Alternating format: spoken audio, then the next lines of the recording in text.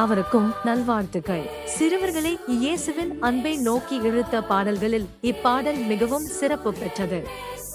இப்பாடலை அன்னா Bartlett Warner 1860ஆம் ஆண்டு தன் 40வது வயதில் எழுதினார்.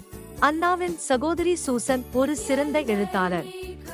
அந்நாட்களில் மிகவும் புகழ் பெற்ற சொல்லி முத்திரையிடு என்ற நாவல் புத்தகத்தை அவர் எழுதினார். அதன் கதாபாத்திரங்களான லிண்டன், மரணத்துடன் போராடும் சிறுவன் ஜானி பாக்ஸா ஆறுதல் படுத்த இப்பாடலை பாடுவதாக சூசன் எழுதி அப்பாடலை இயற்றும் பொறுப்பை தன் சகோதரியிடம் கொடுத்தார். இவ்வாறு உருவான இப்பாடல் இன்றும் உலகின் பல்வேறு சிறுவர்களை உற்சாகப்படுத்தும் பாடலாக விளங்குகிறது. கல்வியில் சிறந்த வார்னர் சகோதரிகள் பக்தி நிறைந்த வாழ்க்கை நடத்தி வந்தனர்.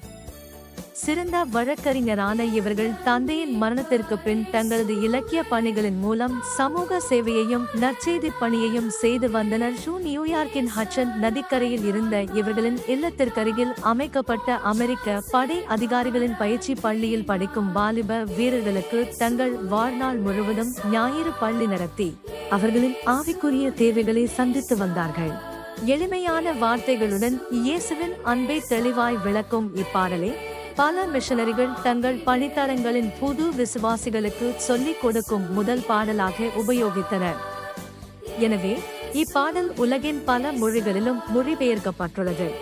இப்பாடலுக்கு டாக்டர் வில்லியம் பிராட்பரி இனிமையான ராகம் அமைத்து அதன் பல்லவியையும் 1861ஆம் ஆண்டு சேர்த்தார்.